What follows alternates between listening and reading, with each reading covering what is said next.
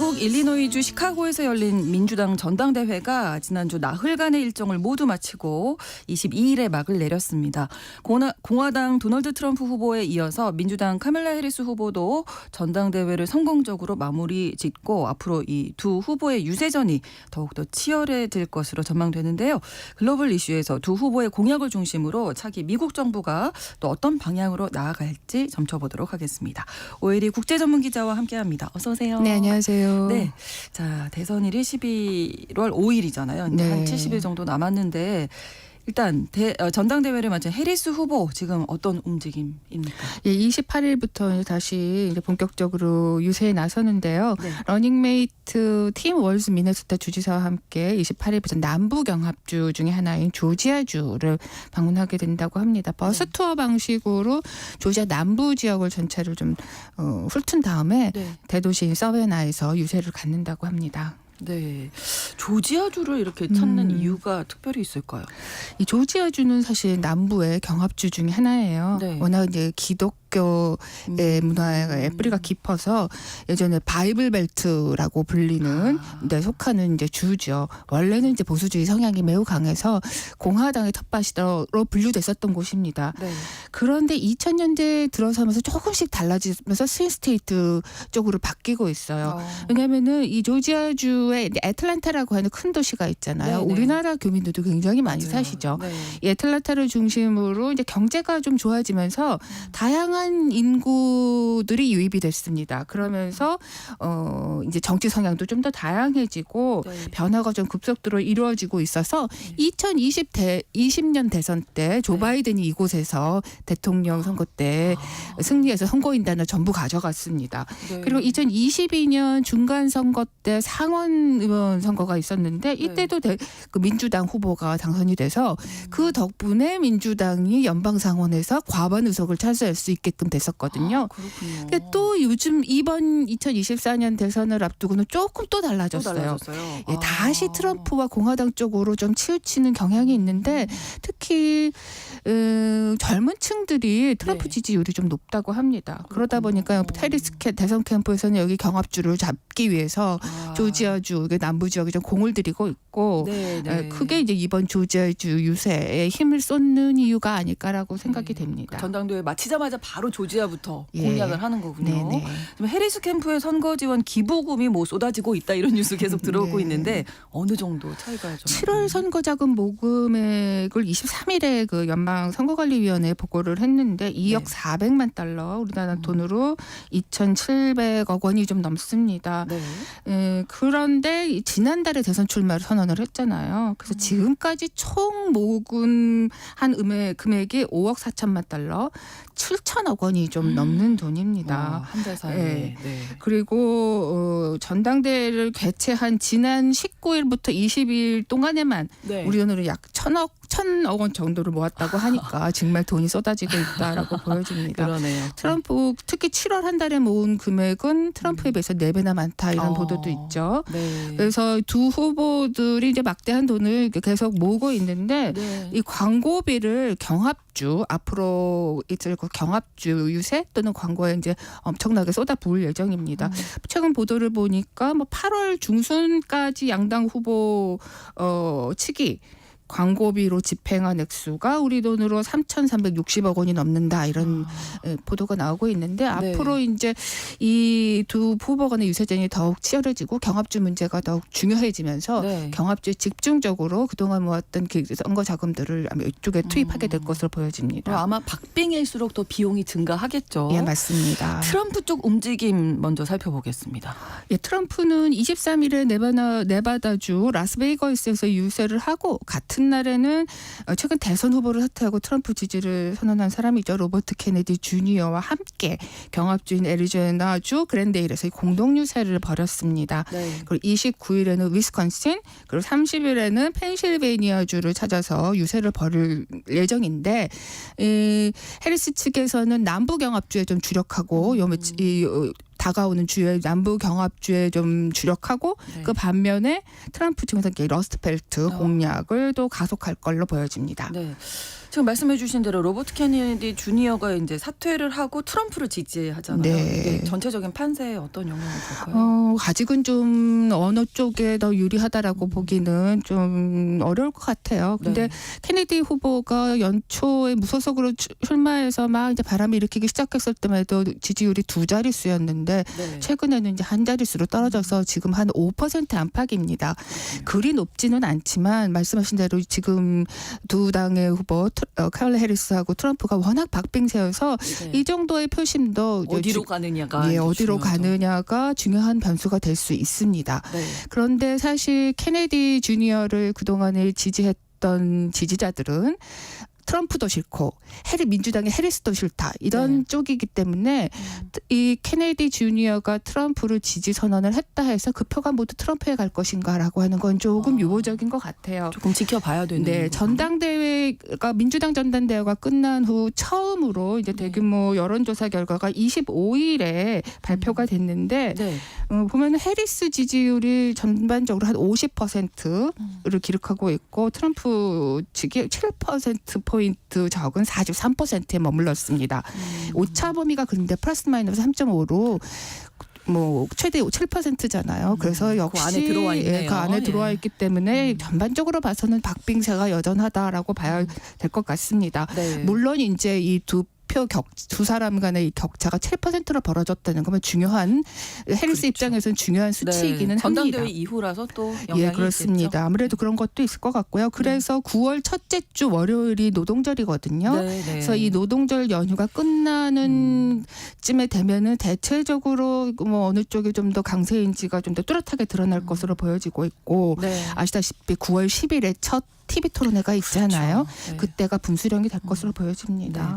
앞으로 이 남은 대선 기간 동안에는 공약 경쟁이 또 치열할 걸로 예상이 되는데 공약들을 좀 살펴보죠. 먼저 트럼프 측의 핵심 공약 어떤 건가요?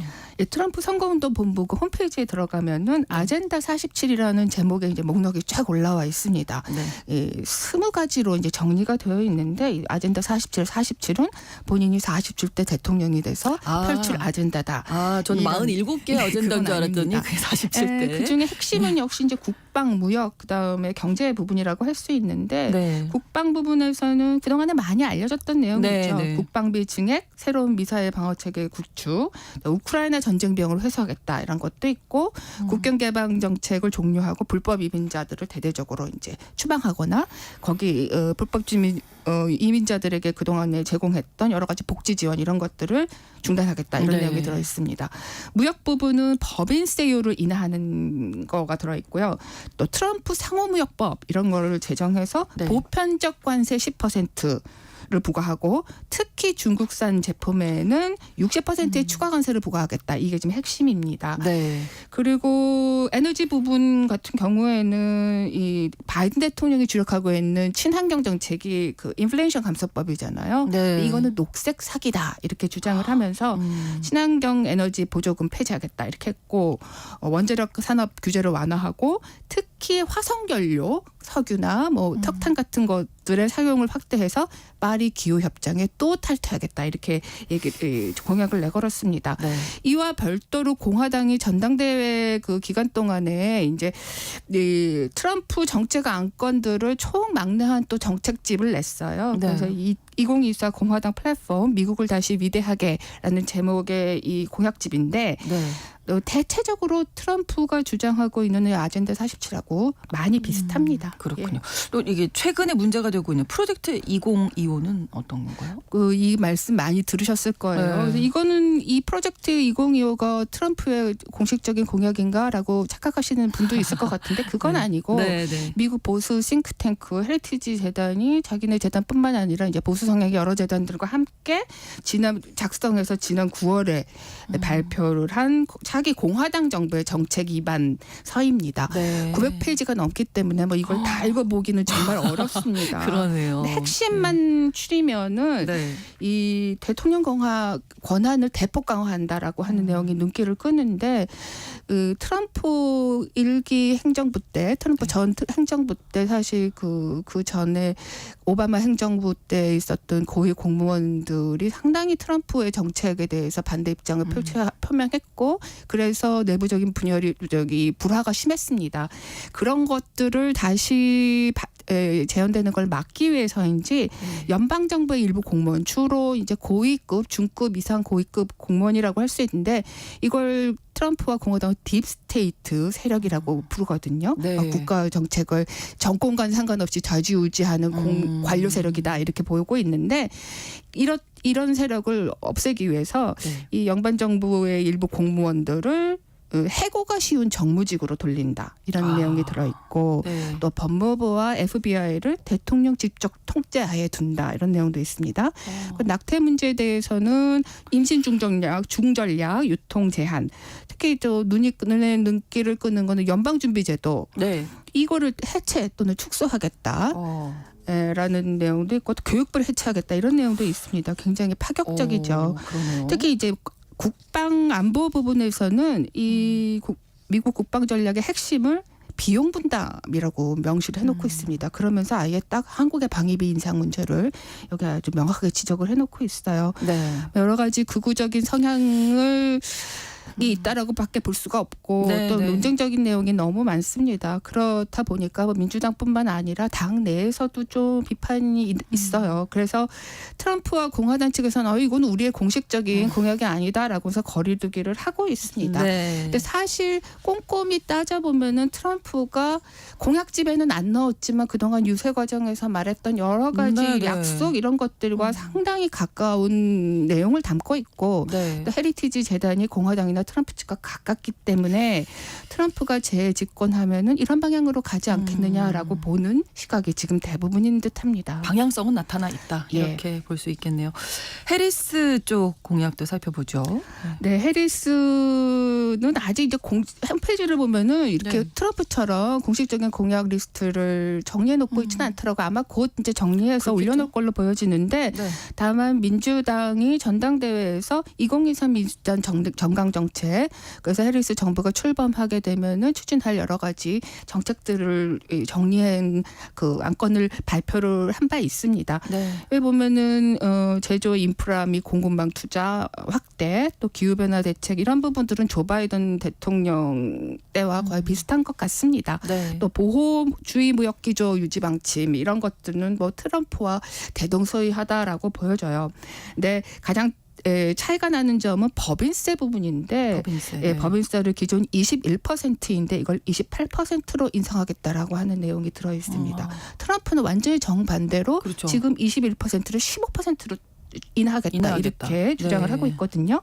이제 물론 이제 법인세율 조정은 대통령이 일방적으로 할 수는 없고 의회에서 상하원에서 그 안건이 통과를 해야 됩니다. 네. 그래서 11월 이 대선과 함께 치러지는 상하원 선거에서 어느 당이 승리하냐에 따라서 이제 확정이 될 것으로 보여집니다. 네. 근데 조세 회피를 막기 위한 여러 가지 이제 조치도 이 정강 정책에 들어 있는데 네. 글로벌 최저 한세를 15%로 유지할 수 있도록 추진한다. 그러니까 어떤 일부 국가들이 너무 이걸 낮게 해서 이제 뭐 다국적 구합 기업들이 그거를 탈세 하는 게 이용이 되고 있잖아요. 네. 조세 회피를 하는데 이용이 되고 있기 때문에 이런 걸 막기 위해서 글로벌 최저 한세를 추진한다라고 하는 것.